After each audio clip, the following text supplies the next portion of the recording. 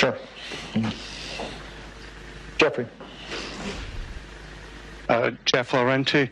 Mr. Prime Minister, following up on your answer just now, which broadened the aperture from women to the minorities in Pakistan, and Richard's earlier question about radicalization there, you have seen bombings of Shiite mosques in Quetta and elsewhere, the assassination of Governor Salman Taseer by an Islamic extremist, the capital death penalty case of Asia Bibi, who was finally allowed out of Pakistan for being a Christian who didn't entirely reverence the Prophet Muhammad. And you have publishers who are fearful of Islamist attacks and such.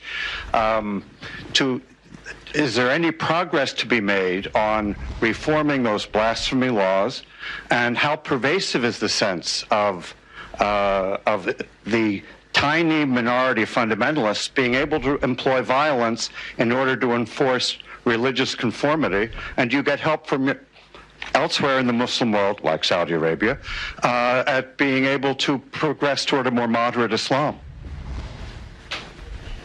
Okay. First, let me clear one thing. There is only one Islam. There's no such thing as moderate Islam or radical Islam. I even heard yesterday that there was this radical Islam. There is only one Islam. Islam, like all human communities, has its radicals, majority moderates, and then of course some lunatics who every human society has it. There you might have your racists. When I first went to England, there were these skinheads who would beat up people because of the color of their skin. So there is only one Islam, and the Islam we follow is the Islam of Prophet Muhammad sallallahu alaihi wasallam. And that Islam, according to the Prophet, all of us are born children of Adam, so we are all equal, regardless of our color of our skin. That Islam gave complete rights to minorities.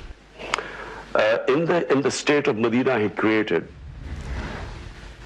a Jewish citizen wins a case against the Khalifa, the head of state.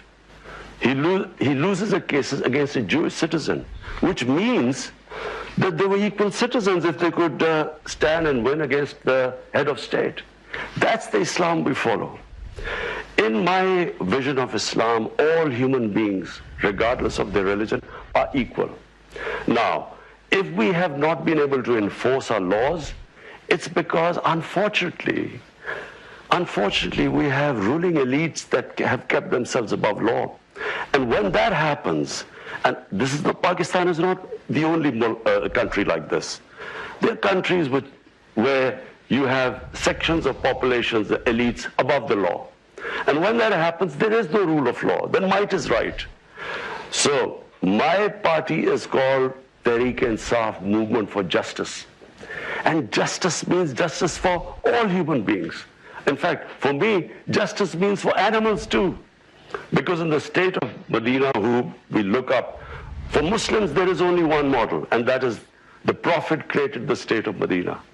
That state of Medina gave rights to women first time, property rights.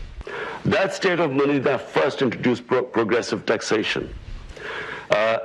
First welfare state. State took responsibility of handicapped, orphans, widows, poor. That state of Medina had rule of law. No one was above law. So, and as I quote, a Jewish citizen could win a case against the head of state. That's the state we want. That's the ideal we move to.